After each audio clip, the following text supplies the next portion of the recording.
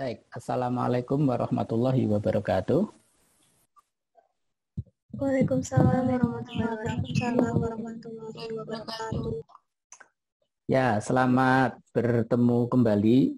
Saya kira ini adalah hari yang patut disyukuri. Ya, pasti semua hari harus disyukuri ya, karena kalau tidak bersyukur nanti malah tidak ditambah nikmatnya. Jadi kita bersyukur hari ini kita bisa bertemu lagi untuk mata kuliah fikih sosial. Dan seperti yang saya sudah kasih bocorannya semalam, ya, jadi kita rupanya harus melakukan beberapa hal yang terkait dengan tugas-tugas yang sudah diberikan, terutama tugas membuat review ini ya. Jadi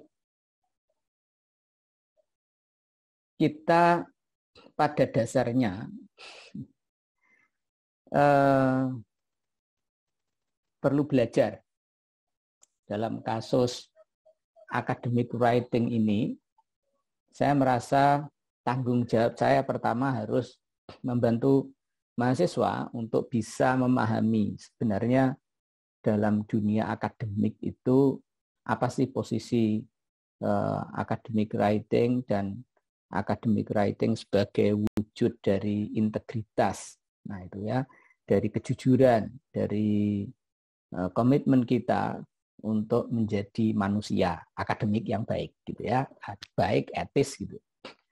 Nah, mungkin sudah ada yang membaca artikel yang saya tulis di blog saya itu yang terkait dengan ya kasus ini saya tulis. Saya punya hobi menulis ya. Jadi apapun yang saya temui dalam kehidupan ini saya tulis. Jadi bukan hanya masalah di kelas ini, saya setiap ada hal yang menurut saya perlu saya komentari, saya tulis. Mengapa saya tulis? Ya karena tanpa terus-menerus menulis, kita akan kehilangan kemampuan menulis. Jadi kemampuan menulis itu tidak tiba-tiba bisa. Saya pun sampai sekarang masih terus melatih diri saya dengan terus menulis. Jadi kalau kamu pengen pintar menulis ya terus menulis gitu ya, apapun gitu ya.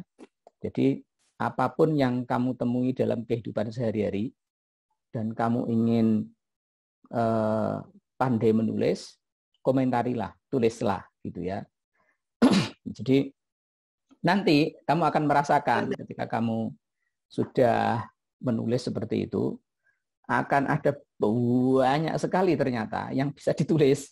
Jadi kalau tidak pernah menulis, kita itu tidak pernah tahu apa yang harus ditulis. Tapi semakin banyak kita menulis, maka semakin banyak yang kita ingin tulis. Jadi itu pengalaman pribadi saya seperti itu. Kalau pengen produktif ya menulis dan ditulis saja gitu.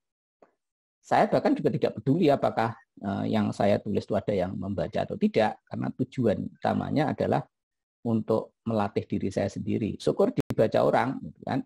Nah, kalau tidak dibaca orang juga tidak apa-apa, ya. Dan alhamdulillah kalau tulisan itu saya sharing di Facebook, ya minimal dibaca orang 100 gitu kan, 50 orang. Jadi saya pikir kalau saya menulis dan dibaca 50 orang gitu ya, tidak terlalu sia-sia lah. Karena kadang tulisan kita mempengaruhi mereka. Percayalah itu ya. Jadi kita bisa punya pengaruh terhadap pikiran orang gara-gara kita menulis gitu. Nah, karena itu saya mungkin akan sampaikan sekali lagi apa yang saya tulis itu, bahwa saya sengaja tidak bicara detail, tidak memberikan petunjuk detail, karena memang tujuan saya adalah biar orang membuat kesalahan kalau memang dia salah gitu ya. Dan karena kesalahan itu terjadi karena proses belajar, maka saya tidak akan menghukum kesalahan.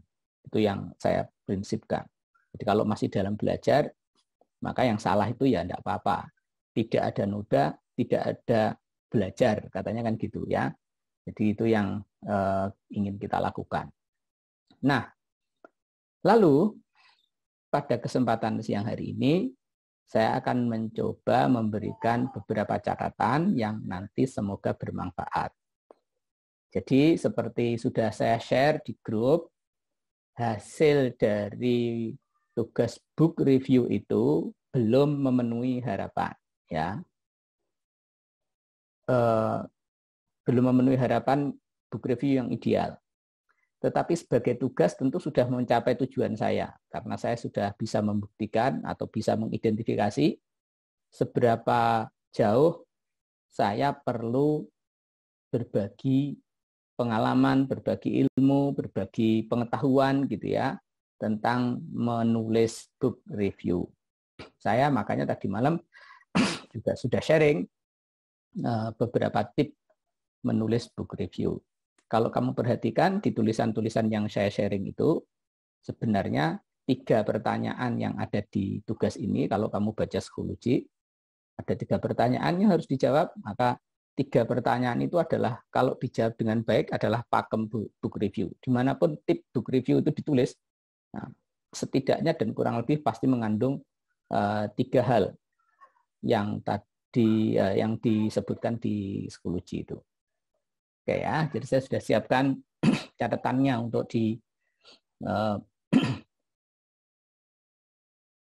untuk di sharing. Oke, kita akan bicara tentang apa saja hari ini gitu ya. Terutama nomor 1 hari ini kita akan fokus bicara tentang plagiarisme.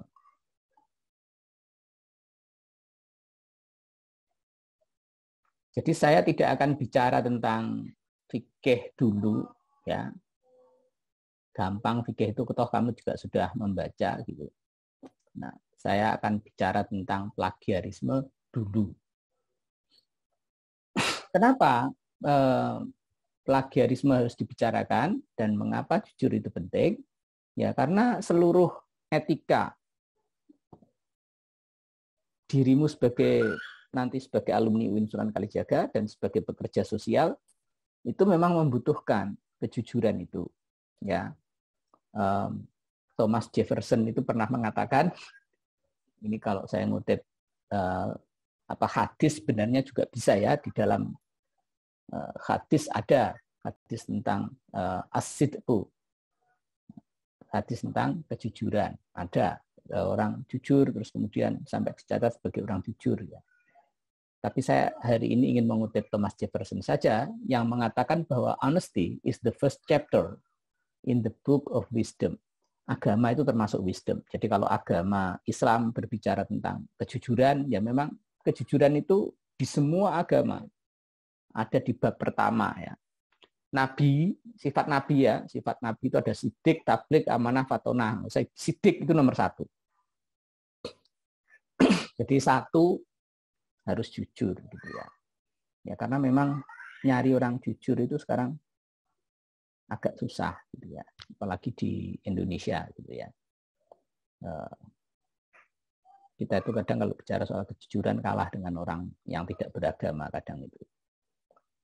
Saya mengakui gitu ya, dulu waktu saya di Amerika misalnya, saya seperti kebanyakan orang Indonesia itu biasa nonton film ilegal.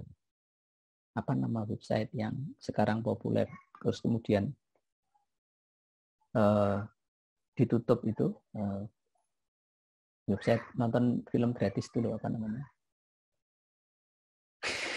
Saya kok lupa. Apa Movie 123 apa Indo ya apa? Indo 21 ya. Hah? Layar kaca 21.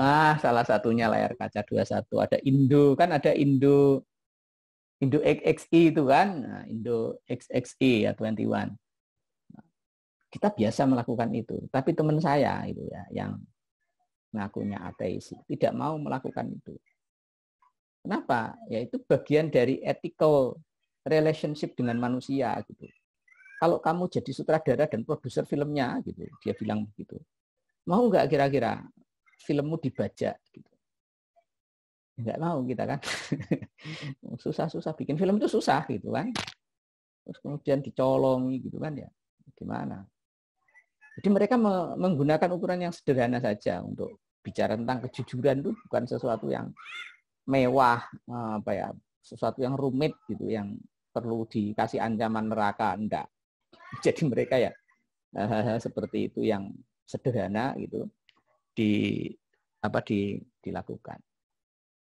Ada barang hilang ya di sana, itu ada lost and found itu di kampus itu. Setiap kali ada orang nemu jam tangan apapun gitu ya di kampus, ya dikumpulkan aja di situ, taruh situ. Yang naruh jujur, yang kehilangan juga jujur. Nggak ada orang ngaku, wah itu punya aku, padahal bukan punyanya gitu ya. Nah, di kampus kita beda gitu. Ada dosen pernah kehilangan laptop, pernah kehilangan komputer, saya pernah kehilangan jam tangan. Ya, jam tangan itu padahal dugaan saya hilangnya di kamar mandi dosen, kamar mandi staf. Ya nggak tahu lah gitu kan. Tapi itu bisa terjadi lah di Indonesia gitu ya. Jangankan cuma jam tangan, korupsi itu nilainya miliaran.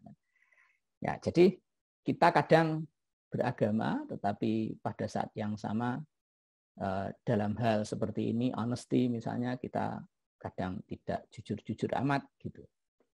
Oke, nah yang terkait dengan kejujuran itu adalah integritas.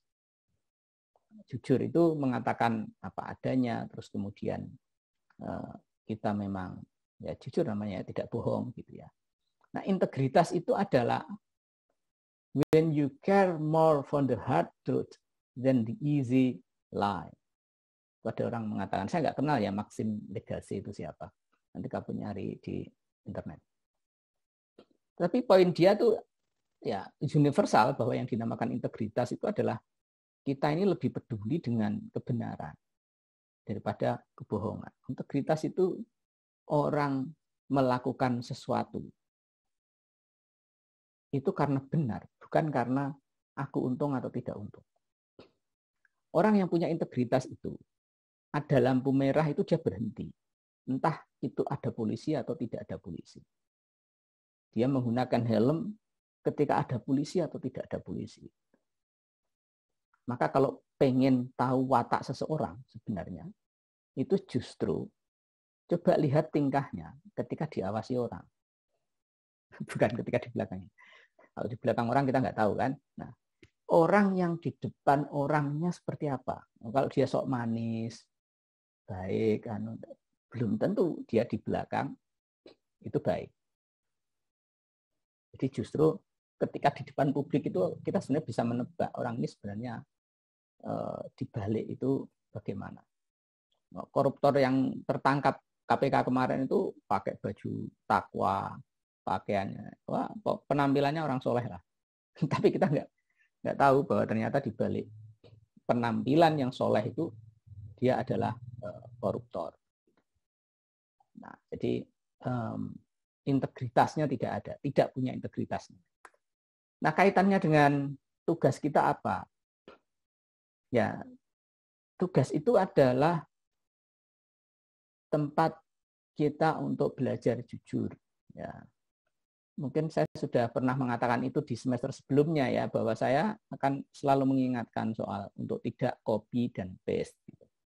Nah, saya tidak pernah meminta Anda untuk mengumpulkan tugas dalam bentuk copy dan paste. Jadilah dirimu sendiri, gitu ya. Karena sebenarnya orang yang punya integritas itu memilih melakukan suatu perbuatan itu berdasarkan nilai daripada keuntungan pribadi. Bagi saya nggak penting aku dikasih nilai A, B, C, D oleh dosenku gitu. Yang penting aku jujur. Aku diminta membuat review, ya reviewku sendiri gitu. Aku nggak bisa ya sebisanya gitu. Aku bisanya hanya menulis sepatah dua patah kata. Tak tulis sepatah dua patah kata, tak store ke. Mungkin tak kasih sholawat, tak kasih apa di depannya gitu biar dosennya paham bahwa saya memang tidak bisa. Nah, saya akan menghargai orang yang seperti itu, gitu ya, daripada orang yang kelihatannya mengumpulkan 5 halaman, tetapi itu copy paste.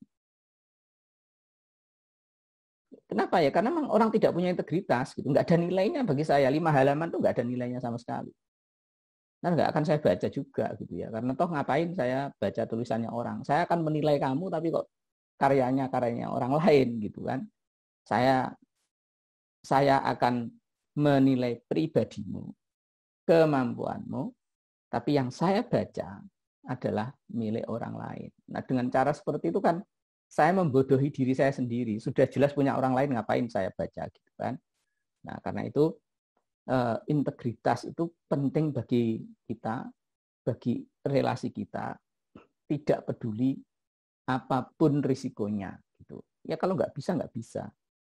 Karena begini loh ya, kita itu sudah hidup di dalam sistem pendidikan yang memang salah secara sistem. Sistemnya kompetitif, yang diberi penghargaan orang yang ranking 1. Nah, ranking 1 itu diberi penghargaan karena apa? Karena mengalahkan orang lain. Itu ya.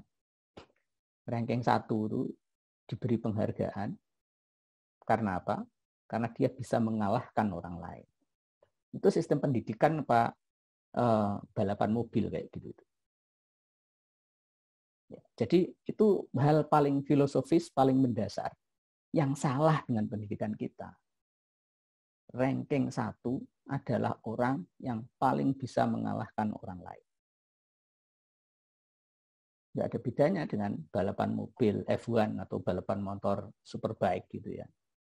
Nah, padahal ini pendidikan. Nah, harusnya pendidikan tidak demikian. Pendidikan itu harusnya memupuk, ya, memupuk kepedulian terhadap orang lain. Oh, temanku ada yang nggak bisa nih, gitu. Nah, bisa nggak saya bantu dia agar bisa mengerjakan ini dengan baik? Bukan mengerjakan, beda lagi ya dengan, rasa garap tak garap. Beda, membantu dia agar bisa dengan membantu mengambil alih tugas dia itu beda. Maksud saya, kerjasama itu di situ, membantu, bukan mengambil tugas. Nah, dalam sistem pendidikan yang seperti itu, tentu ya kita tidak bisa berharap orang punya empati dan rasa kemanusiaan. Nah, yang kenapa saya bicara seperti ini ya karena memang urusan saya dengan difabel itu ketemunya hambatan-hambatannya seperti itu. Dosen kalau ada difabel di kelas itu mengeluh, jadi terhambat proses belajar mengajarnya. Orang difabel berhak atas pendidikan, haknya hak asasi manusia. Kalau dia di kelas dianggap sebagai hambatan. Cara berpikir seperti itu. Orang difabel tidak mampu, butuh bantuan dan pertolongan, ada di kelas, dia dianggap sebagai hambatan. Coba, pendidikan macam apa yang menganggap manusia sebagai hambatan? Ada orang difabel mau nyebrang jalan, gitu ya, dia tunanetra, mau antung-antung tongkat di pinggir jalan gitu, Anda mau lewat, matane picek tongkat ditangtung nih. Aku tuh selaku kuliah. Apa akan seperti itu? Wah, dadak mandek ning dalan. Yang ya mestinya kan berhenti, kalau perlu dituntun, dibantu nyebrang jalan. Kita enggak. Aku repot. Aku selak telat. Wong utoi mau ngurusui ning dalan. Nah, misalnya seperti itu. Nah, pendidikan kita seperti itu, maka kemudian kalau di jalanan seperti itu ya wajar gitu ya. Karena pendidikannya seperti itu. Nah, karena itu mari bersama-sama kita mencoba melawan pendidikan yang semacam itu. Satu, integritasnya harus kita bangun dulu. Gitu. Nanti setelah itu kita akan bersama-sama nih melakukan action gitu yang lebih berdasarkan pada values daripada personal gain, daripada keuntungan. Karena begini ya, kalau kamu tidak jujur, kalau kamu tidak apa adanya gitu, maka ya saya tidak bisa membantu. Kelihatannya kamu pinter gitu kan, nah, padahal kamu tidak bisa, kan repot. Nah, mending kamu menunjukkan bahwa kamu tidak bisa. Lalu kamu minta tolong saya bahwa saya perlu bantuan untuk ditolong gitu ya. Nah, itu malah lebih enak. Harusnya pendidikan itu begitu maksud saya. Harusnya saya begitu, kamu juga begitu, kamu mendukung sistem yang seperti itu gitu. Sehingga kita bisa bersama-sama dalam proses ini untuk menjadi lebih baik. Oke, itu filosofinya. Ini nanti Zoom-nya 45 menit. Kalau putus kita mulai lagi ya, karena ini tadi memang pakai Zoom gratis. Saya nggak sempat minta prodi untuk membikinkan jadwal. Oke, saya lanjutkan. Nah, jadi kita ingin karya yang berintegritas. Karya yang berintegritas itu adalah sebagai produk dari belajar sebagai proses, tidak sebagai jual beli. Ya, tidak sebagai jual beli. Kita belajar sebagai proses. Kalau jual beli itu kamu ingin punya produk kelihatan baik dan dibeli dengan harga mahal. Kamu menyerahkan tugas seolah-olah baik dan pengen mendapatkan nilai paling baik, harga paling tinggi. Nah, kita tidak. Kita menomorsatukan belajar sebagai proses. Kurang, tidak bisa, belum tahu, belum paham adalah hal yang normal gitu ya. Semua orang melalui masa-masa seperti itu. Karena karyamu akan menjadi monumen perkembangan dirimu. Saya menyimpan itu beberapa tulisan ketika saya masih mahasiswa ya. Saya dulu sering nulis di koran untuk hidup. Ya, karena kok lalat. Kalau saya baca tulisan-tulisan saya yang dulu gitu ya. Nah itu wah, saya dulu begini ya. Merasa wah dulu tuh kok bagaimana gitu ya. Nah, itu menjadi monumen gitu ya. Saya juga banyak nulis di blog ya. Beberapa monumen itu membuat saya kagum. Tapi beberapa monumen membuat saya malu juga gitu ya. Tulisan saya yang dulu itu ada yang dulu ketika saya masih di Amerika rajin-rajinnya pakai bahasa Inggris, saya nulis blog itu tiap hari pakai bahasa Inggris. Nah, sebagian bagus dan saya puji sendiri kok saya dulu bisa, sekarang kok enggak, karena sekarang enggak pernah nulis pakai bahasa Inggris gitu. Tapi juga sebagian memalukan, bahasa Inggrisnya ada yang salah. Tapi beberapa itu enggak bagus juga saya dulu. Bagus juga saya dulu gitu ya. Jadi prosesnya naik turun kayaknya gitu.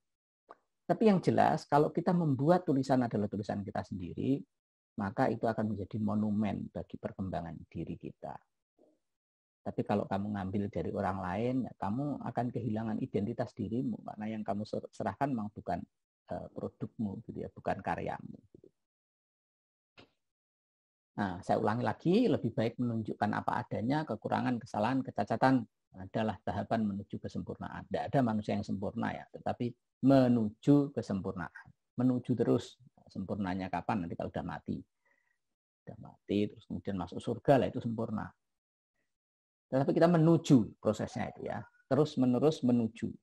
Dan yang keempat, rela dikritik. Karena kritik itu ya mahal sekali harganya sebenarnya. Ada orang yang kritik itu artinya orang itu peduli, memiliki. Saya jamin kalau kita itu tidak merasa memiliki, kita tidak akan mengkritik. Ya, kalau kita tidak punya rasa menjadi bagian dari sesuatu itu, maka ya tidak kita kritik. Misalnya saya tidak pernah mengkritik kampus misalnya gitu. Nah, aku uripin yang di gitu kan, kampusnya enggak beres kok aku diam aja gitu. Nah, itu artinya saya enggak peduli. Tapi kalau saya mengkritik, ya, itu artinya saya mencintai. Gitu.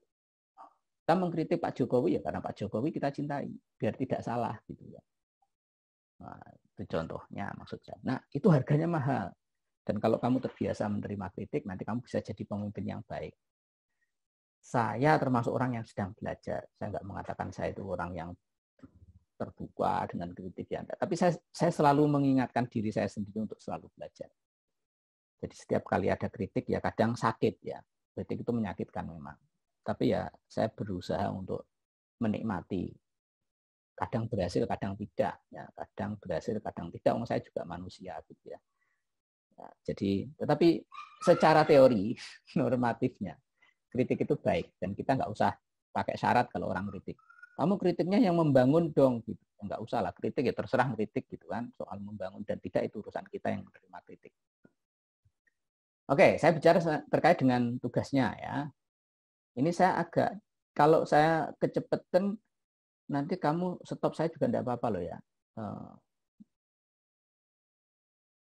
Kalau ada yang merasa harus berhenti, berhenti dulu Pak. Ini saya mau nanya juga nggak apa-apa. Tapi saya coba untuk meringkas dulu, nanti kemudian kita bisa diskusi sesudah itu. Gitu ya. Oke, jadi yang terkait dengan tugas. Yang pertama ya, kan ada 3 tuh tugasnya ya. 3 pertanyaan, maksudnya unsur dalam sebuah buku review itu ada 3. Yang pertama merangkum gagasan orang dan parafrase artinya sebenarnya. Merangkum itu parafrase. Merangkum itu bukan copy paste. Ya. Aduh, itu urutannya salah. Nomor 2 itu harusnya nomor 1 ini. Ini karena otomatis tadi pakai layout ya, jadi saya tidak sempat baca lagi. Oke, nomor 1 yang di sini ya, nomor 1 yang bacalah tutup buku. Jadi caranya merangkum itu yang pertama adalah membaca. Membaca itu membaca kilat saja gitu. Lalu ditutup, kamu ketemu bagian yang menarik, kamu baca, kamu tutup. Tadi Kiai Sahal ngomong apa? Kamu tulis. Begitu prosesnya. Nah, dengan cara seperti itu kamu akan menghasilkan parafrase yang baik. Ini syarat tidak plagiat itu parafrase, tidak kopas ya namanya parafrase itu. Kamu baca, sak pahammu kamu tulis. Sak pahammu, hanya sepaham kita aja, nggak usah memaksakan diri yang tidak kita paham. Nah, kan tulis, buka, baca 1 halaman. Tadi ngomong apa ya 1 halaman tuh? Kalau saya sih modelnya, itu tergantung masing-masing orang. Kalau saya sih modelnya tidak 1 halaman ya. Misalnya 1 subbab saya baca semuanya dulu. Kilat gitu. Dek. Oh ini tentang ini. Catat aja 1 kalimat. Buku ini berbicara tentang ini. Kiai Sahal Mahfud berbicara tentang ijtihad. Terus kemudian bicara tentang ini. Nah, itu nomor 1. Jadi rangkum, oh ya itu benar juga sih, urutannya nggak apa-apa. Rangkumlah sesuai pemahamanmu, tuangkan sesuai bahasamu. Jadi caranya dengan cara membaca, kemudian ditutup. Nah yang ketiga, untuk memperbaikinya yang ngintip. Ini nggak ulangan, boleh nyontek gitu kan. Ini tadi ada yang kekurangan enggak ini? Oh ini ada yang kurang nih, tak lengkapi nih. Nah, dilengkapi. Nah dengan cara seperti itu kamu bisa membuat parafrase yang baik. Parafrase itu sekali lagi adalah syarat mutlak agar Anda tidak terdeteksi mesin semacam Turnitin atau similarities yang lain. Similarity checking yang lain. Ya, similarity checker. Kalau orang kepegawaian ini tuh menyebut similikity, bukan similarity. Oh tuh Pak, saking susahnya ngomong similarity. Jadi ngomongnya similikity. Atau mesin-mesin similikity yang lain. Jadi baca, kalau saya sering ngomong ke mahasiswa saya di bimbingan skripsi, kamu sehalaman itu hanya jadi 1 kalimat. Bukunya 1 halaman, kamu 1 kalimat. Bukunya 10 halaman, kamu 1 alinea, misalnya begitu ya. 1 buku cukup 1 halaman ketemunya gitu kan. Nah, itu artinya kamu akan melakukan parafrase yang baik. Bahkan kadang kalau kita sedang menulis ilmiah itu tidak jarang 1 buku hanya 1 kalimat gitu ya, menceritakan isinya toh. Itu sesuatu yang wajar dan biasa saja di dalam proses akademik. Oke, itu bagian yang pertama, merangkum tugas orang yang diintikan melalui proses yang namanya parafrase. Bagian yang kedua, kan ada bagian yang, nah ini sudah diingatkan untuk 10 menit lagi ya. Nanti saya selesaikan aja kalau begitu, nanti biar kita bisa diskusi setelah ini. Ya, jadi bagian yang kedua itu menurut Anda, secara subjektif saja, gitu. Jangan khawatir, secara subjektif saja loh ya. Itu betul-betul murni menurut kamu. Siapa dirimu akan tampil di situ. Kamu boleh ngomentari covernya. Covernya kok bagus ya buku ini. Jelek, komentari jelek. Bagus, komentari bagus. Kamu terkesan dengan covernya. Kamu boleh mengomentari judulnya. Judulnya kok pakai nuansa misalnya ya. Maksudnya nuansa itu di situ apa? Apa karena penulisnya orang NU gitu ya? Nuansa gitu lah. Kalau yang menulis orang Muhammadiyah Hansa, nah, misalnya gitu. Ya, saya tidak tahu, tapi itu contoh kita ngomentari judul ya. Kemudian terkait dengan penulisnya, kamu boleh ngomentari penulisnya. Ini penulisnya saya kenal nih. Saya orang Tumisbah itu, orang Pati itu. Nah, itu bahasa hal itu kan, koncone Mbah Kumbien, konco dolan ngarit. Nah, misalnya gitu ya. Ini bahasa hal itu petani juga kan. Ya, misalnya kamu kenal penulisnya, kenal latar belakangnya, tulis saja gitu. ini buku ditulis oleh simbah saya atau ditulis oleh mbahnya teman saya, gitu. Ya nggak apa-apa gitu. Wong ini memang komentar subjektif gitu ya. Atau mengomentari atau ya, saya bilang 1, 2, 3, 4, 5 itu atau. Pilihan saja. Jadi kamu boleh memilih. Tidak harus 5-5-nya. Boleh milih 2 dari 5. Atau kamu nambahi dari itu juga boleh. Ya, nambahi dari 5 itu. Ini kan hanya contoh saja 5 pertanyaan. Yang penting adalah bagaimana kamu dan kamu dan kamu dan kamu terhadap buku itu. Gitu. Termasuk apakah kamu paham atau tidak paham. Pak, ini saya sudah baca buku ini sampai 5 kali. Halaman 1, 300, 1, 300, 1, 300. Gak paham belas. Boleh gitu ya, ngomong begitu boleh.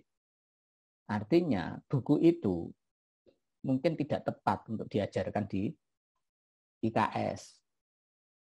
Nah, jadi saya akan nyalakan bukunya. Nyalakan dosennya gitu ya. Buku koyong ini kok dibaca cah IKS misalnya gitu. Atau itu akan menjadi dasar bagi kita untuk selama 1 semester ini, ya sudah kalau begitu selama 1 semester itu kita baca 1 buku saja. Rencananya kan banyak tuh di dalam SAP. Mau baca tulisannya Gus Dur, Hamka, Nurholis Majid. Nah, ini Kiai Sahal saja nggak selesai kok ngapain baca yang 4 itu gitu ya. Udah, kita bahas saja bukunya Kiai Sahal Mahfud, ngaji buku fikih sosial setiap minggu. Misalnya, tapi kalau kamu tidak mengatakan itu di reviewmu, ya saya nggak tahu kalau kamu tidak paham kan gitu kan. Nah, jadi itu contohnya. Nah, terkait dengan buku pembanding, ini unsur ketiga sebenarnya itu kalau maksudnya itu ya kamu nyari buku yang kira-kira mirip-mirip gitu ya. Terus kamu baca ya enggak, kamu seperti membaca 2 buku akhirnya ya, tapi ya minimal kamu baca sekilas lah buku itu. Kalau nggak salah di tugas itu ada yang ketemu bukunya Ahmad Sarwat ya. Pak Ahmad Sarwat LC itu juga punya, Ustadz Ahmad Sarwat LC itu punya buku e-book fikih sosial yang setelah kita download isinya sebenarnya bukan buku ya, itu kayaknya tulisan-tulisan di blog atau di web terus dikumpulkan jadi satu, diberi judul fikih sosial gitu. Sepertinya seperti itu ya, saya nggak tahu tapi kalau saya baca kok ya kurang lebih seperti itu. Nah, buku ini dibandingkan dengan bukunya Kiai Sahal Mahfud lebih bagus punya Kiai Sahal Mahfud misalnya gitu ya. Jadi saya lebih suka bukunya Kiai Sahal Mahfud daripada yang ditulis oleh Ahmad Sarwat. Nah, jadi bagian ini isinya jangan cuma judul buku penulis. ya nggak apa-apa sih, masih mending begitu. Tapi maksudnya kan tidak begitulah. Terus ngapain saya pembaca ya, bukan saya sebagai dosen, kamu kasih tahu ada buku judulnya seperti itu tanpa ada alasan mengapa buku itu perlu dijadikan pembanding dari bukunya Kiai Sahal Mahfud gitu. Oke, jadi kita tugasnya membuat review yang kurang lebih seperti itu. Nah, nanti kita akan diskusi lebih lanjut ya setelah kita break sebentar untuk memperpanjang umur Zoom-nya. Tetapi yang jelas kesimpulan saya dari tugas yang sudah dikumpulkan itu mayoritas belum layak untuk dinilai, dan karena itu nanti akan ada proses untuk memperbaikinya. Memperbaikinya bareng-bareng, ada proses bareng-bareng nanti saya diskusikan setelah sesi ini. Bagaimana agar kamu punya peningkatan ya dari yang sekarang seperti itu menjadi lebih baik. Dari yang tidak paham membuat book review menjadi lebih paham membuat book review. Jadi nanti akan ada proses perbaikan gitu ya. Kita perbaiki bersama-sama, kita belajar bersama-sama. Karena memang ya saya tidak akan menyalahkan kamu kalau kamu tidak bisa atau belum bisa gitu ya. Karena memang mungkin pengalaman pendidikan sebelumnya tidak memberikan pengetahuan tentang proses ini. Oke, jadi kita akhiri dulu sesi ini. Ini Zoom-nya kita tutup, terus kemudian kita kembali ke link yang sama untuk kita mulai dengan sesi yang kedua ya. Nanti kita akan lebih banyak berdiskusi, ngobrol di sesi yang kedua.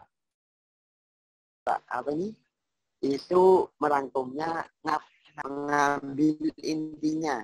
Jadi intinya satu halaman intinya itu apa diambil dengan kata-kata kita sendiri. Suaramu Mesbah. Itu Sinyalmu merah. Enggak, Pak. Ini, Pak. Sinyalmu merah, aku nggak dengar. Jelek banget, Pak. Sini mendung. Wes, saiki Jijal ngomong, coba.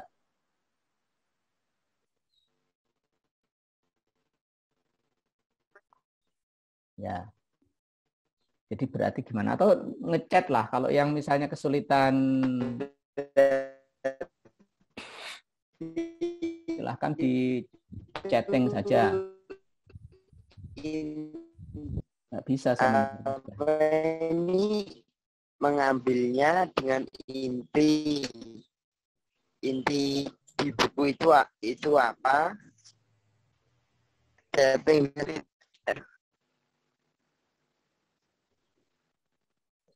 Ya, kalau saya tidak salah tangkap, kita ingin minta ditegaskan kan. Jadi 3 bagian sekali lagi ya, bagian review itu. Yang pertama adalah kamu bercerita kepada orang lain, seolah-olah orang lain itu belum pernah membaca. Isinya buku Nuansa Fikih Sosial, karya Kiai Sahal Mahfud. Nah, ini bukunya.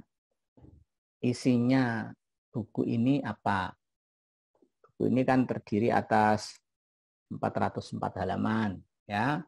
Terus kemudian buku ini bercerita tentang pandangan-pandangan Kiai Sahal Mahfud dalam hal fikih. Buku ini sebenarnya bukan buku yang ditulis utuh dari bab 1 sampai bab akhir. Jadi misalnya kamu cerita ini buku ini kumpulan artikel kan, kalau kamu baca di bagian belakang. Nah, halaman 397 misalnya, itu ada nih disebutkan bahwa buku ini sumbernya dari tulisan-tulisan Kiai Sahal Mahfud yang tersebar di mana itu, di Suara Merdeka, ada yang di Bahsul Masail, ada di jurnal pesantren, dan seterusnya. Saya nggak bisa dengar kalau Misbah ngomong. Apakah yang lain bisa mendengarkan Misbah? Tidak, Bapak. Bisa, Pak. Bisa. Ada yang bisa mendengarkan Misbah? Ya, tapi itu ya kurang lebih nanti koran.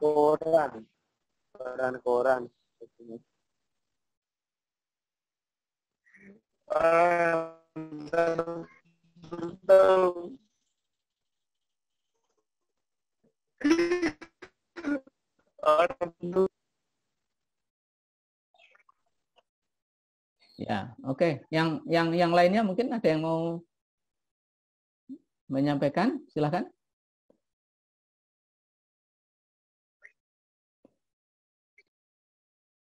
Yes? Atau siapa ini? Ada yang mau?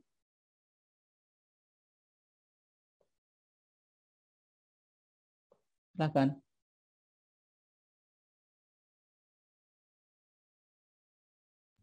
Bapak, saya izin menyampaikan sesuatu. Silahkan. Jadi kalau menurut saya itu ya Bapak, mungkin banyak anak itu banyak yang salah dengan poin 3 gitu. Jadi kan yang poin 3 itu diperintahin untuk cari buku yang mirip semisal sebanding dengan buku ini. Apa judulnya, siapa pengarangnya. Jadi mungkin saya dan kebanyakan yang lainnya itu mensalahartikan gitu Bapak. Jadi yang dicantumin itu cuma pengarang sama penulisnya aja Bapak. Soalnya di sana kan Bapak juga belum menuliskan keterangan kayak apa sih intinya atau penjelasan yang lainnya terkait buku yang semisal itu gitu Bapak. Ya, dan seperti yang saya katakan, tidak semuanya memang harus saya detailkan sebenarnya ya. Masih mending saya bahkan begini maksudnya masih mending itu. Jadi saya sudah agak melangkah lebih terlaluan sebenarnya ya. Untuk ukuran tugas mahasiswa, sebenarnya saya sudah agak terlalu sebenarnya ya dengan menyebut 3 pertanyaan itu. Karena mungkin yang tidak terlalu gitu ya.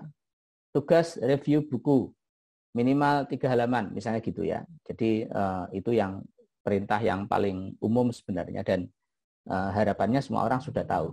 Tetapi saya punya pengalaman yang begitu itu tidak berhasil. Nah, karena tahun ini kemudian saya ubah, saya tambahi dengan bantuan 3 itu. Nah, ada satu hal yang menurut saya kritik ya ini, kritik saya terhadap mahasiswa. Jadi kamu harus siap dengan kritik saya. Jadi tidak ada, nah, saya agak hati-hati menyebut tidak ada ya. Karena begini, asumsinya kalian itu generasi milenial kan gitu kan.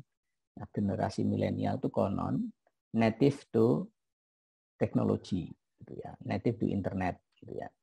Nah, sebenarnya saya punya kebiasaan kalau saya pribadi ya. Kalau saya punya mendapatkan tugas gitu. Saya dulu waktu kuliah S3 begitu. Saya akan mencoba mencari di internet gitu ya. Cara mengerjakan tugas yang terbaik itu seperti apa? Misalnya saya disuruh bikin makalah gitu ya. Saya cari membuat makalah yang terbaik itu seperti apa. Bahkan sampai sekarang ya, di tengah saya membimbing mahasiswa mengerjakan skripsi, itu kadang mahasiswa mengajukan pertanyaan yang saya sendiri juga baru kepikiran. Misalnya, Pak, saya kalau wawancara menggunakan WA karena pandemi ini dan tidak bisa ketemu orangnya, boleh nggak Pak? Saya nggak bisa langsung menjawab. Kenapa ya? Karena pandeminya itu baru ya. Terus kemudian wawancara dengan WA itu secara ilmiah boleh nggak ya? Gitu. Lalu saya nyari di internet. Interview dengan menggunakan email, WA, apakah boleh? Misalnya gitu. Nah, terus kemudian nanti di Google itu akan ketemu jawaban-jawaban yang membantu saya untuk menjawab mahasiswa itu. Dan itu bermanfaat juga bagi saya karena besok lagi kalau saya penelitian, saya punya alasan kenapa saya wawancaranya dengan WA. Setiap hal dalam hidup saya yang saya tidak tahu, saya akan segera sekarang ini lari ke internet untuk memastikan. Di dalam praktek, saya sudah pernah menulis abstrak skripsi, tesis, disertasi berkali-kali ya. Tetapi tetap saja saya masih akan nyari di internet bagaimana cara menulis abstrak yang baik. Siapa tahu saya salah. Gitu. Siapa tahu saya selama ini kurang. Gitu. Nah, coba ada nggak pengalaman dari teman-teman ketika ada tugas review buku itu? Nyoba nyari di internet cara membuat review buku yang baik. Gitu. Jadi 3 pertanyaan itu sebenarnya pertanyaan panduan saja kalau kamu mau lebih ya. Karena di internet tadi, seperti tadi malam saya sharing, ada banyak yang harus dilakukan untuk membuat review buku yang baik. Gitu ya. Nah, jadi besok lagi, saran saya, berusahalah untuk belajar tidak hanya dari dosen. Ya, ini bukan berarti saya tidak mau belajar atau mengajari, gitu ya. Tetapi dunia ini, sekarang ini, dunia teknologi sekarang ini, memberi kita lebih dari cukup untuk belajar tanpa dosen. Gitu ya. Sekali lagi, bukan berarti saya tidak mau belajar atau tidak mau mengajari. Tetapi ada potensi yang sangat besar yang jangan pernah kamu sia-siakan. Itu yang ingin saya garis bawahi dan ingin kita lakukan bersama-sama. Bentar, ya. Jadi itu akan sangat sangat membantu nanti ya kalau itu kamu mau melakukan. Karena sampai nanti juga akan begitu di dalam proses kamu belajar apapun. Misalnya besok mengambil mata kuliah intervensi pekerjaan sosial di rumah sakit misalnya. Dosenmu mengajari seperti itu. Coba kamu ke YouTube.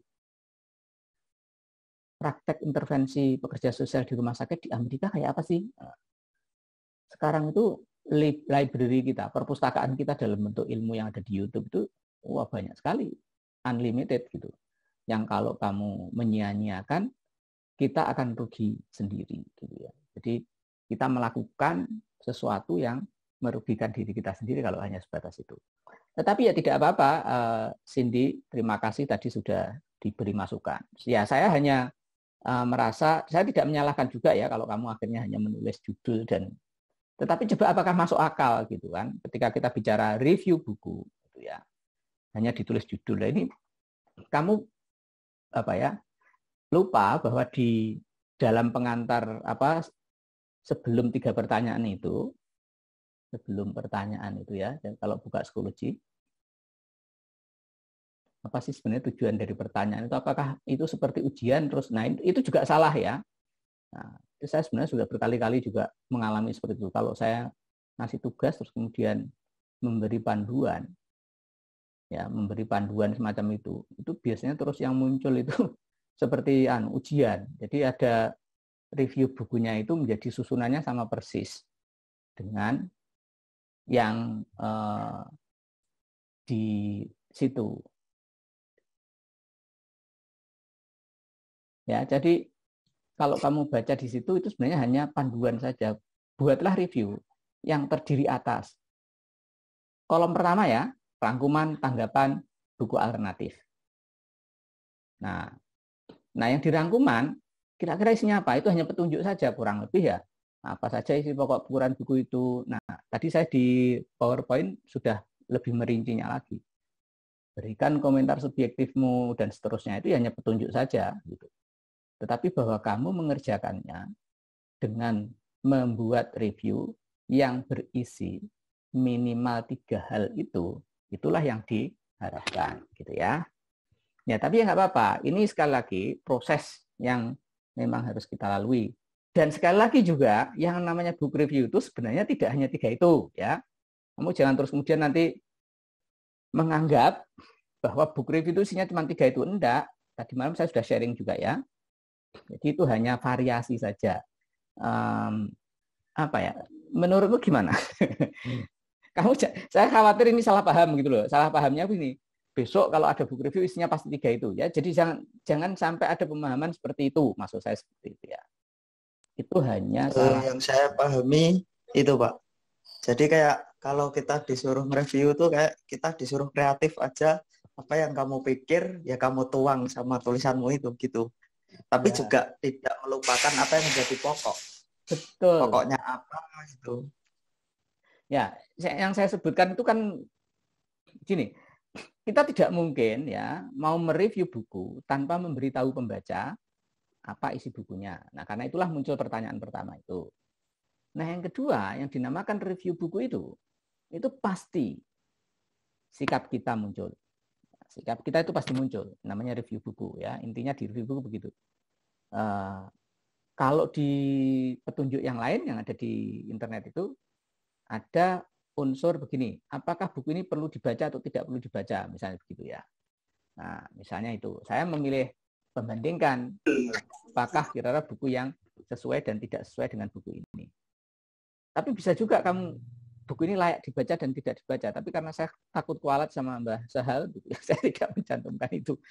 Nah, jadi, ini seninya saja ya, seninya mereview buku itu yang pertama memang harus ada pandangan kita tentang buku itu. Terus kemudian rangkuman buku itu digunakan untuk menjelaskan kepada pembaca yang tidak membaca buku itu. Gitu ya, ini kita akan membuat review itu dengan kurang lebih unsur-unsurnya seperti itu. Kamu boleh menambahi, boleh mencari alternatif dari yang di luar 3 itu. Gitu ya, kurang lebihnya. Ada lagi yang mau disampaikan terkait dengan ini yang belum ada yang mau ngomong soal angka Turnitin ini yang sangat tinggi itu. Itu kalau dicari penyebabnya apa kira-kira? Mengapa kamu melakukan itu? Gitu.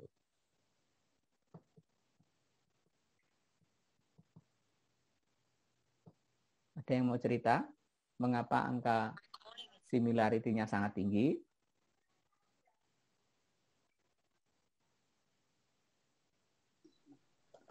Saya meniru kata-kata yang di buku, Pak.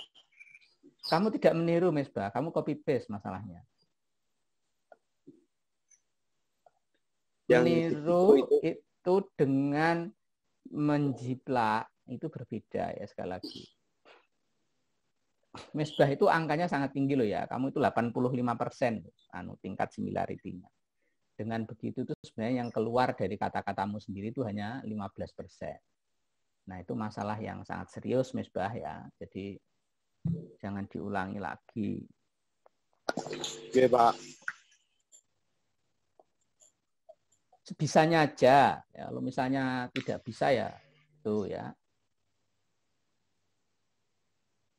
Oke, ini siapa yang bertanya di sini? Di chat? Oke.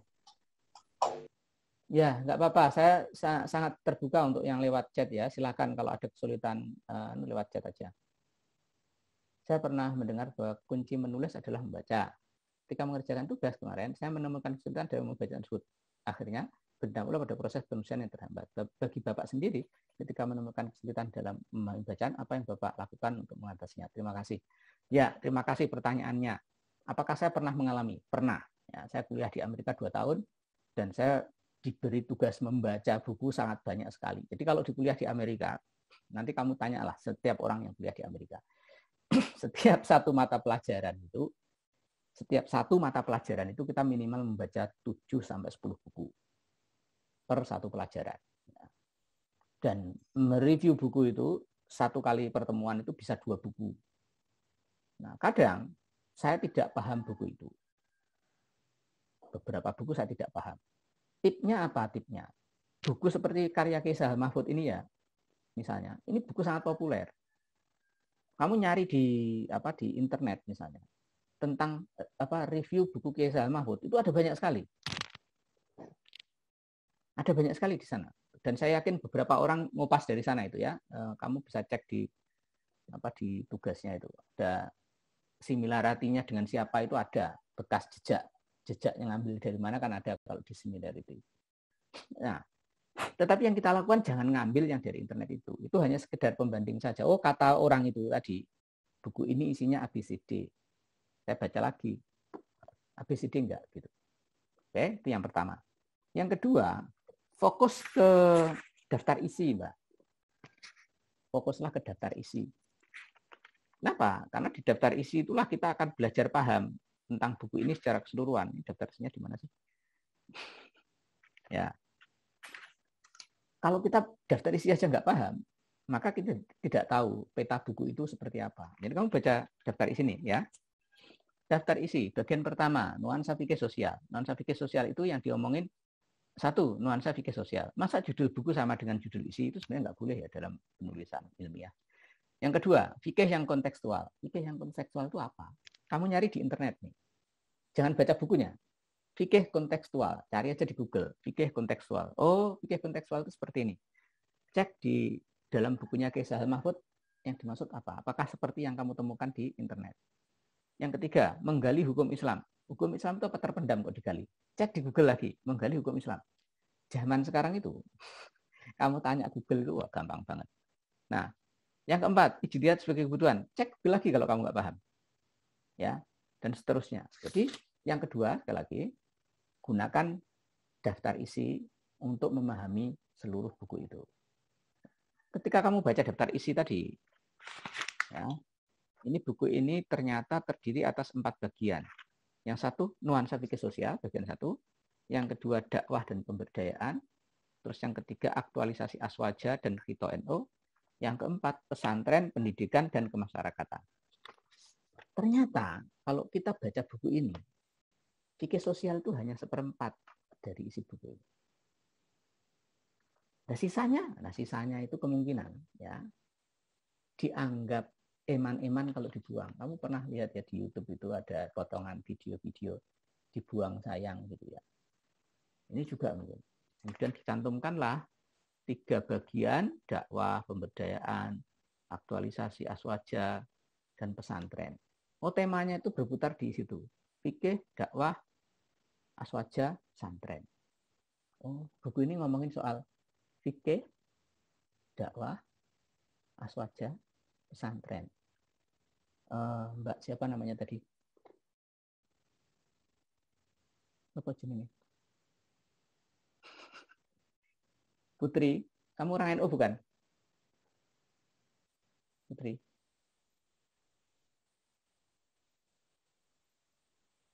Ya, nggak tahu saya. Ini misalnya kalau kamu orang NU mungkin kamu tidak akan aneh ya dengan istilah-istilah itu. Dakwah, aswaja, fikih, pesantren. Dakwah, aswaja, fikih, pesantren. Buku ini kurang lebih seperti itu. Kamu merasa nggak ada kaitan antara, ya karena kamu orang NU kan, ada fikih, orang pesantren, dakwah, pemberdayaan, aswaja. Nah, kurang lebih buku ini adalah rekaman pemikiran orang NU, gitu ya. Orang NU.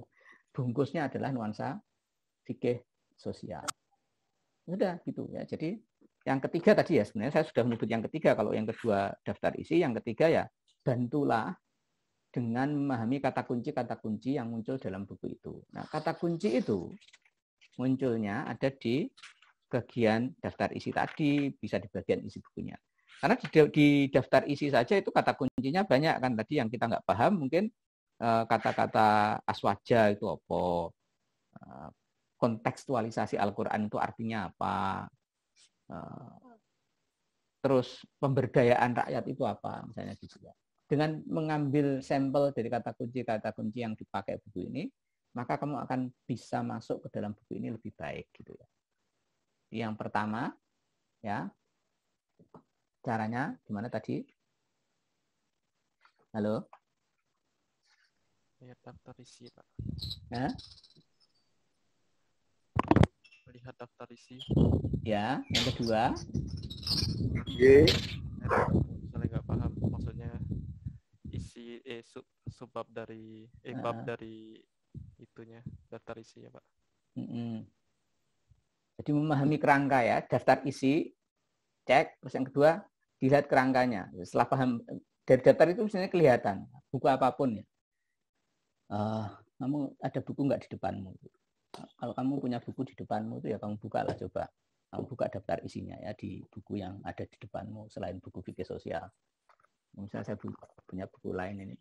Nah, daftar isi, cek daftar isi. Selalu jangan lupa untuk memahami daftar isi. Kemudian kata kunci, nanya Google kalau nggak paham. Karena ilmu pengetahuan itu kan sebenarnya saling terkait ya. Kalau nggak bisa paham dari buku ini, ya kita dari tempat lain. Nah, kira-kira apa itu? Nah, yang pengalaman itu, pengalaman kamu tidak paham, ya betul ya. Mencoba baca review yang ada, ya betul. Baca daftar isi, pahami kata kunci. Mencoba baca review yang ada untuk membandingkan, membantu kamu untuk mengantarkan ya sense-nya. Oh, orang lain pahamnya begitu. Itu sudah sangat banyak manfaatnya. Nah, pengalaman kamu merasakan kesulitan itu akan jadi modal bagi kamu untuk menulis di bagian persepsi kamu. Maka akan muncul di situ, kamu akan memberikan komentar bahwa buku ini rupanya akan sulit dibaca oleh pembaca awam seperti saya. Saya ini padahal alumni aliyah misalnya, saya tidak tahu itu alumni aliyah atau bukan kamu. Nah, terus kemudian yang dulu pernah belajar fikih, apalagi dibaca oleh umum misalnya. Jadi kira-kira buku ini enaknya dibaca oleh siapa? Ya, buku ini hanya bisa dibaca oleh dosen fikih misalnya. Kamu boleh ngomong begitu di bagian itu. Nah, karena itu mungkin ketika dalam proses googling tadi, kamu akan ketemu buku lain. Wah, enak tuh yang punya Pak Ahmad Sarwat misalnya ya. Nah, gitulah. Jadi kurang lebih 3 atau 4 tip yang bisa digunakan untuk membantu kamu dalam memahami buku ini. Ada lagi tip lainnya sebenarnya ya. Ada nggak yang, kamu jujur saja ya, ada nggak yang menyempatkan diri berdiskusi dengan temanmu tentang buku ini? Ada nggak? yang meluangkan waktu ngobrolin buku ini dengan temanmu? Pada mainnya game, Pak. Alor ngidul mau ngomong nih game. Ya, nggak ada yang mencoba ngomongin buku ini dengan temannya, nggak ada. Jadi kenapa tidak ada orang yang berusaha ngomongin buku ini dengan temannya kira-kira? Apakah karena apa? Atau karena apa? Ada yang mau komentari kenapa tidak mendiskusikan isi buku ini dengan temannya? Padahal itu sangat bermanfaat loh ya. Kamu menghubungi temanmu sesama anak IKS. Apa tidak ada yang mau? Jawabannya pada gini, Pak. Tiap hari kok ngomongin agama mulu, bosen nih belajar agama. Itu nggak ngomongin agama. Teman-teman. Ini ngomongin buku kok, ngomongin agama gimana sih kamu itu? Tapi cuma pernah curhat kalau bukunya agak sulit dimengerti, Pak. Belum pernah diskusi mendalam. Ya, betul. Kamu curhatnya sama siapa itu? Ya, curhat tok ya. Ada, Pak, tapi sama senior. Ya, sama siapapun boleh ya, sama senior, sama kakak kelas, sama siapapun gitu. Ya, apalagi waktu kita kan panjang ya, 2 minggu, 3 minggu, hampir 3 minggu sebenarnya waktu kita itu. Saya kira cukup lah kalau misalnya ngobrol sebentar gitu dengan temenmu untuk ngomongin buku gitu ya. Oke.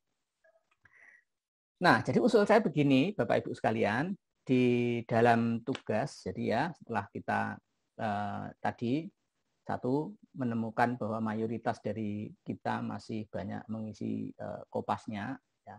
Terus yang kedua terlalu kaku mungkin ya untuk mengikuti 3 pertanyaan itu. Terus yang keempat masih banyak yang belum paham terhadap bukunya, gitu ya. Jadi usul saya begini, ini sekaligus untuk ini mau raise hand, silahkan kalau ada yang mau disampaikan, Nanin atau Lanjar, karena kelihatan raise hand. Oke. Assalamualaikum warahmatullahi wabarakatuh. Makasih, Pak. Mesbah diam dulu ya, Mesbah. Di off dulu ini biar gantian. Lanjar silakan. Ya, Pak. Mengenai review buku ya, Pak ya. Tadi apalagi dengan ada motivasi terus masukan lagi dengan Bapak membuat saya lebih ada motivasi lagi untuk menulis. Dan yang kurang dari saya tuh sampai selama saya kuliah, selama saya belajar menulis itu cara pemahaman, Pak. Iya. Dan kan dalam itu kan suka membaca itu. Saya membaca tuh berbab-bab dalam selama ganti buku. Itu untuk memahami itu sangat susah gitu loh, Pak. Apakah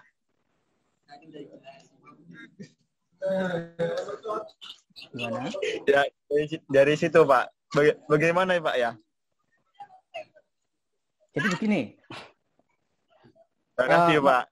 Membaca buku itu harus kamu bedakan ya antara buku novel dengan buku non fiksi. Ya. Fiksi dan non fiksi itu 2 genre yang berbeda, yang cara menikmatinya berbeda. Gitu. Kalau kamu baca buku fiksi, itu kamu bisa memulai dari awal sampai akhir urut gitu. 1, 2, 3, 4, 5. Itu cara baca buku fiksi. Kenapa? Ya karena begitulah buku fiksi ditulis. Ya. Buku fiksi itu ditulis untuk dinikmati dari halaman 1, 2, 3 secara berurutan. Kamu tidak bisa membaca buku fiksi itu dengan cara melompat. Kenapa ya? Kamu akan kehilangan banyak hal kalau kamu melakukan itu. Nah, berbeda dengan buku fiksi, buku non fiksi. Ya, buku non fiksi itu ada 2 juga. Nanti mungkin kamu ini waktu kita tinggal 10 menit ya. Nanti kalau sewaktu-waktu putus kita on lagi gitu aja ya. Jadi kalau misalnya buku non fiksi itu ada 2. Buku Kiai Sahal Mahfud ini kita sebut sebagai buku bunga rampai. Kenapa buku bunga rampai? Ya karena antar babnya sebenarnya tidak saling terkait. Ditulis dalam waktu yang cukup lama, terus kemudian Mbah Sahal tidak menulis buku ini sebagai satu kesatuan. Kalau bukunya seperti ini, sebenarnya gampang ini. Nah, ini seperti buku fiksi sebenarnya, bisa dilompat-lompat bacanya ya. Dari mana gitu. Karena sebenarnya buku ini antar babnya tidak saling terkait. Bahkan mungkin saling terulang. Bisa tidak saling terkait, tapi pada saat yang sama bisa saling terulang. Karena ini buku hanya buku, kita sebut buku Bunga Rampai. Gitu. Buku Kiai Sahal Mahfud ini. Nah, saya juga punya buku Bunga Rampai. Nah, buku Bunga Rampai ini, mana? Ini ya, mengajar difabel di kelas di kampus inklusif. Ditulis oleh berapa itu? Wah, 25 atau 30 dosen. Ini juga buku Bunga Rampai. Dalam buku seperti ini sebenarnya kamu bisa lompat juga. Ini yang nulis ada Pak Arif, ada Pak Izul, ada Pak Latif. Udah saya lompat tulisannya Pak Latif gitu ya. Enggak apa-apa gitu karena ini buku Bunga Rampai. Babnya bisa dilompati gitu ya. Oke. Nah, ini strukturnya saling antar bab tidak saling terkait. Kita harus paham karakter buku itu ya. Jadi buku fiksi itu memang ditulis dari awal sampai akhir agar pembaca bacanya urut gitu ya. Kalau buku non fiksi itu pada dasarnya tidak demikian. Buku Bunga Rampai itu paling parah gitu ya. Kita bisa baca dari mana saja sebenarnya kalau buku Bunga Rampai. Nah, di luar buku Bunga Rampai ada buku yang disebut monograf. Nanti kamu cek di blog saya ya, di Maktukin itu. Saya barusan nulis kemarin itu bedanya monograf dan bukan monograf. Tak kasih contoh ya, buku yang monograf. Monograf itu artinya buku itu ditulis dari awal sampai akhir. Bentar.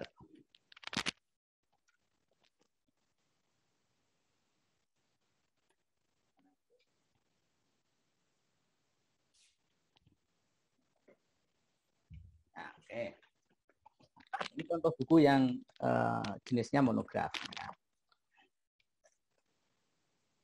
Masjid Ramah Difabel. Nah, ini buku ini adalah contoh buku monograf namanya. Buku seperti ini juga sama seperti tadi yang saya sampaikan, akan mudah dipahami kalau kamu memulainya dari daftar isi.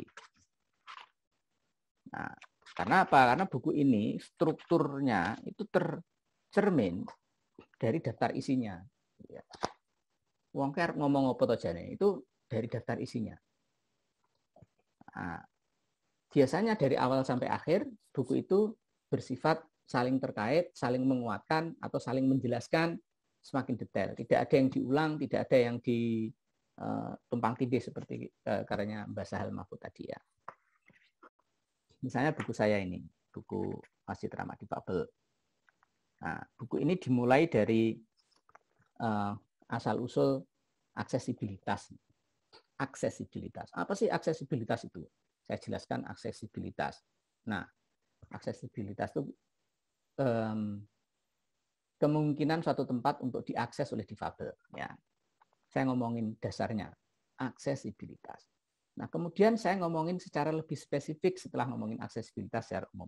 Aksesibilitas ibadah. Ada loh yang namanya aksesibilitas ibadah. Saya jelaskan itu, rinci.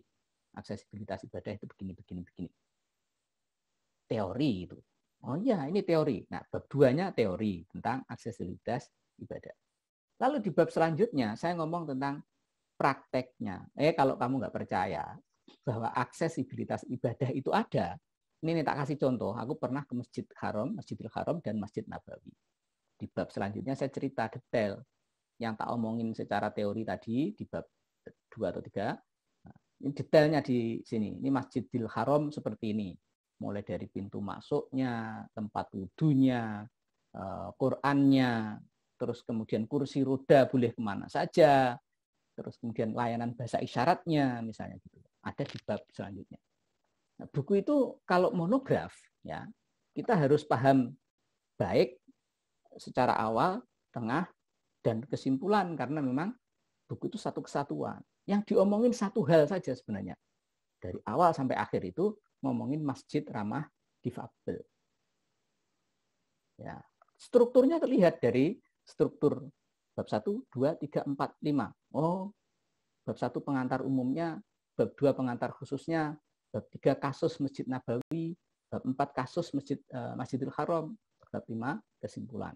Udah utuh satu buku ngomongin satu tema masjid ramah difabel.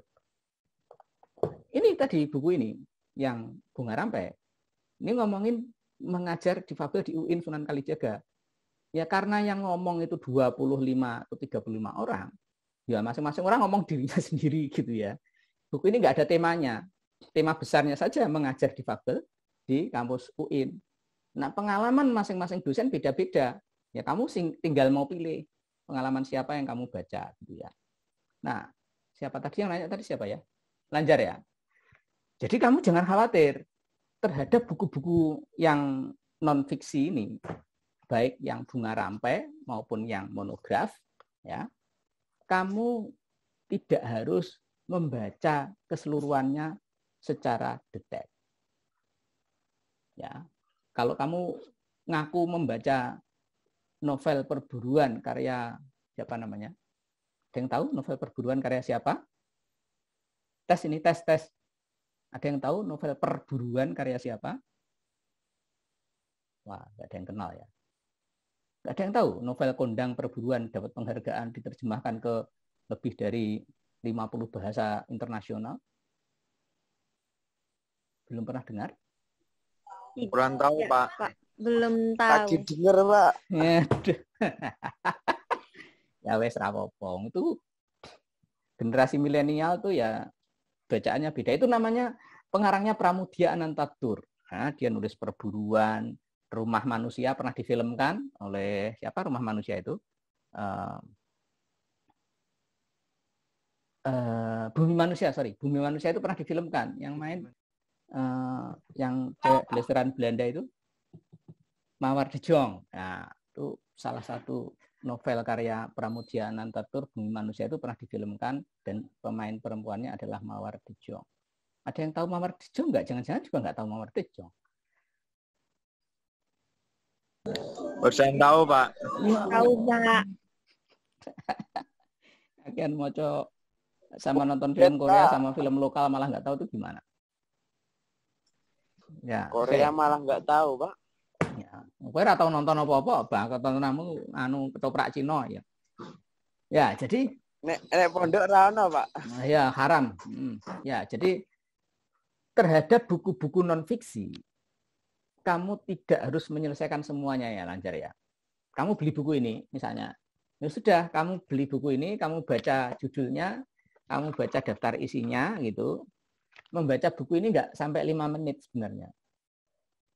Ya, tidak sampai 5 menit. Kenapa? Karena kamu akan tahu dari daftar isinya. Nah, kira-kira isinya apa? Sudah tahu. Sudah pernah baca? Sudah. Gitu. Kalau ditanya orang, sudah baca buku Masjid Ramah Difabel?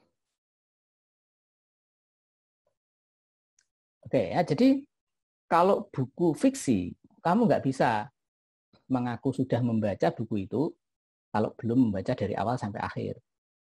Ya, Harry Potter. Udah baca buku Harry Potter ya, kalau belum baca awal sampai akhir, kamu nggak bisa. Bahkan mungkin kalau buku-buku fiksi itu daftar isinya aja nggak bisa dipahami. Karena misalnya daftar isi itu hanya kumpulan nama orang ya. Bumi, langit, manusia. Apa bumi, langit, manusia. Itu daftar isinya aja nggak bisa dipahami. Itu buku fiksi. Nah, kalau buku non fiksi seperti ini, enggak, semuanya jelas. Bahkan kalau ada abstraknya, itu jelas. Bahkan kalau ada rangkuman di belakang begini nih, nah ini sudah jelas. Buku ini lahir dari pengalaman panjang, penulisnya adalah mendampingi difabel. Inspirasinya berasal dari studi banding di Amerika Serikat dan Saudi Arabia. Nah, misalnya, udah baca kamu buku itu. Jadi, kalau kamu ketemu buku non fiksi, jangan terteror oleh belum membaca keseluruhan. Udah santai aja. Ini saya punya banyak buku itu ya belum saya baca semua. Tapi saya tahu kok buku A itu isinya apa, buku B isinya apa, buku C isinya apa. Nah, sewaktu-waktu saya ini butuh nih mau nulis tentang cara mengajar difabel. Kayaknya ada buku mengajar difabel itu di UIN. Nah, saya buka. Saya cari. apa yang saya butuhkan. Selalu seperti itu.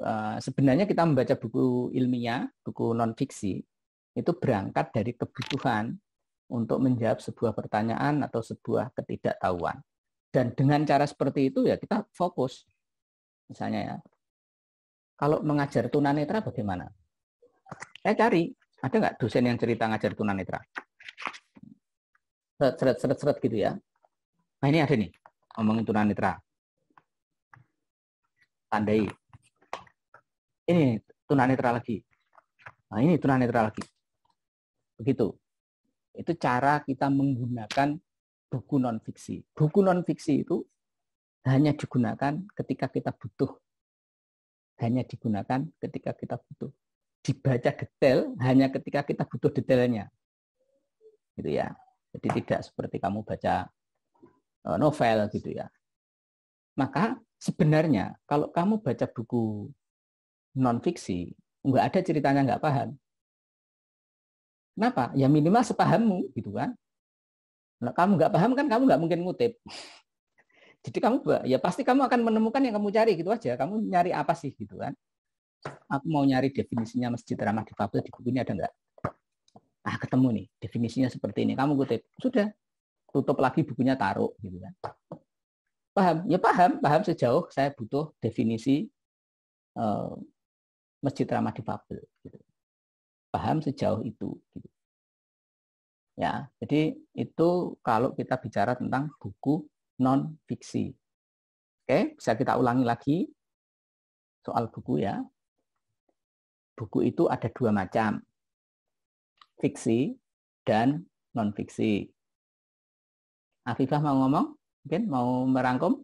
Silakan. Karena sudah hijau tadi. Afifah Khairunisa. Iya, Pak. Ya, silakan. Mungkin kalau saya kemarin waktu reviewnya agak susah memahami ini, Pak, bukunya. Ya. Saya juga agak nggak tahu soal apa beberapa istilah-istilah di bukunya yang belum pernah saya dengar sebelumnya. Kamu buat daftar enggak istilah-istilah apa yang kamu tidak paham? Enggak, Pak, cuma saya ingin tandain aja. Ditandai aja. Kayak Coba itu kamu ya, coba itu kamu tulis ya. Yang kamu tidak paham itu kamu tulis. Jadi di review nanti daftar istilah yang saya tidak pahami itu akan muncul. Nah, itu bisa panjang di bukunya Kiai Sahal Mahfud. Itu ada puluhan istilah yang mungkin kamu tidak paham. Saya tahu itu kok. Gitu. Jadi banyak sekali istilah yang saya pastikan mahasiswa tidak paham. Nah karena itu kalau itu kamu daftar saja bisa satu halaman. Bisa satu halaman itu. Nah, itu nggak apa-apa gitu kan. Daftar istilah yang tidak saya pahami misalnya gitu. Ya.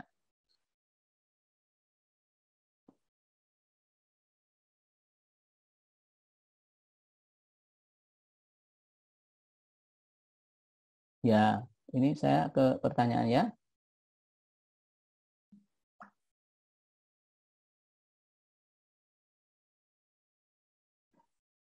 Ya, begini ya Mbak, untuk nomor 1 itu, merangkum itu kalau parafrase itu dengan bahasamu sendiri, itu tidak mungkin terdeteksi plagiat.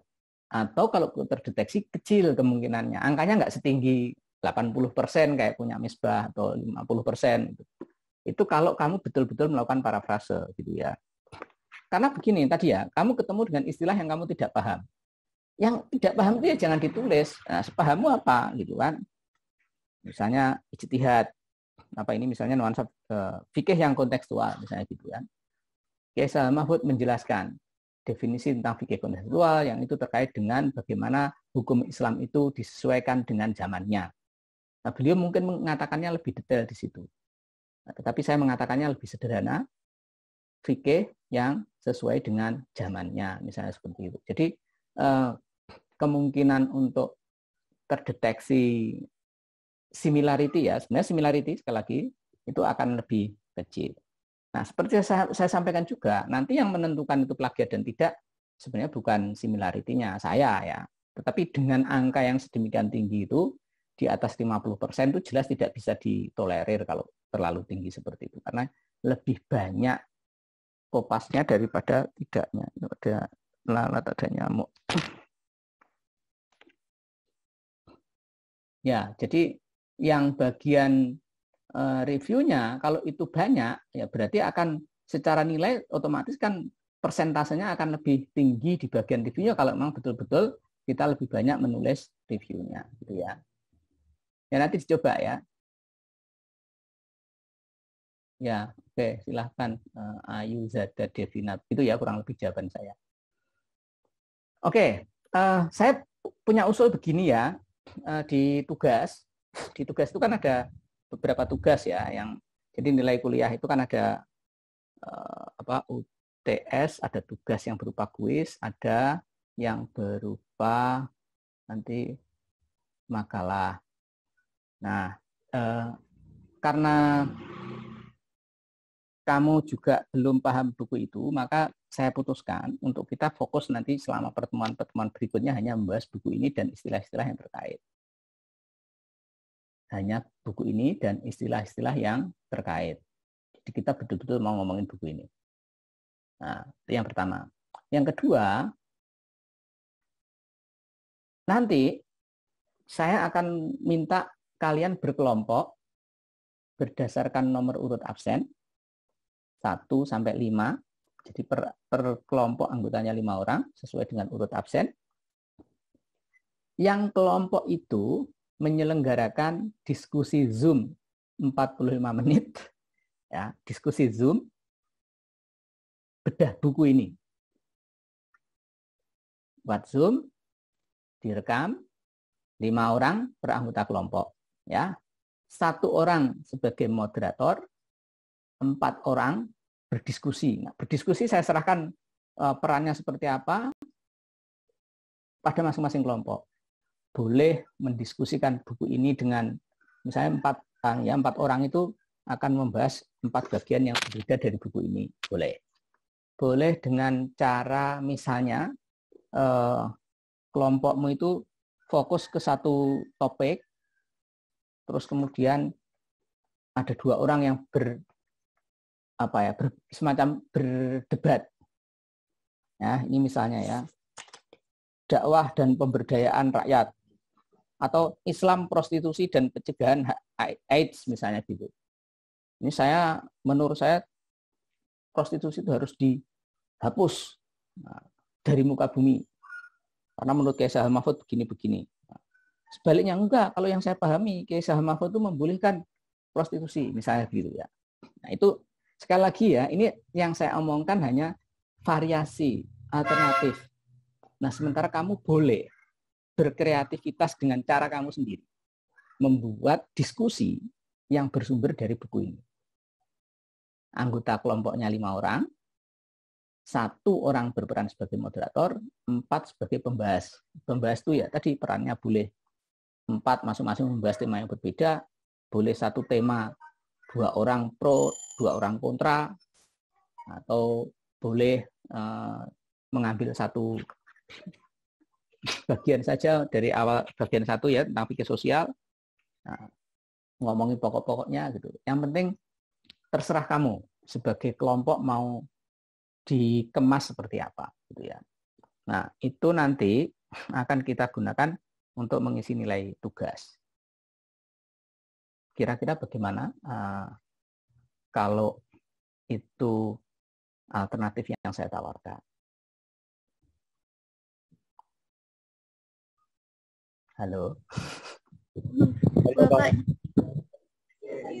Mikir, Pak. Menurut saya pribadi itu boleh sih Bapak, jadi kita itu bisa lebih produktif lagi dan juga bisa lebih memahami lagi mengenai buku tersebut gitu sih Pak. Ya, oke. Jadi kita akan fokus ke buku ini ya. Baik saya maupun kamu akan fokus ke buku ini. Nanti saya akan bikin sesi mendiskusikan kata-kata kunci dari buku ini. Saya bikin video 5-10 menit terkait dengan beberapa kata kunci itu. Nah, di pihak kalian itu nanti bikin kelompok diskusi buku. Nah, direkam lewat Zoom, anggotanya 5 orang, 1 orang sebagai moderator. Nah, kemasannya bagaimana terserah kalian. Ya, itu akan kita nilai sebagai tugas kelompok nanti. Gitu ya. Baik, Kalau Pak. ya, Baik, Pak. jadi kalau setuju akan kita lakukan semacam itu. Jadi nanti silahkan waktunya mau seminggu, 2 minggu untuk menyelesaikan diskusi bedah buku itu.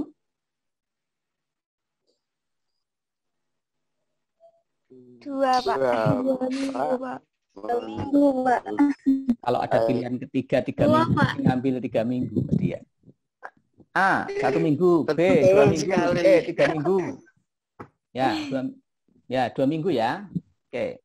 Jadi nanti minggu depan giliran saya ya, nanti akan saya bikin rekaman untuk beberapa kata kunci terkait buku ini.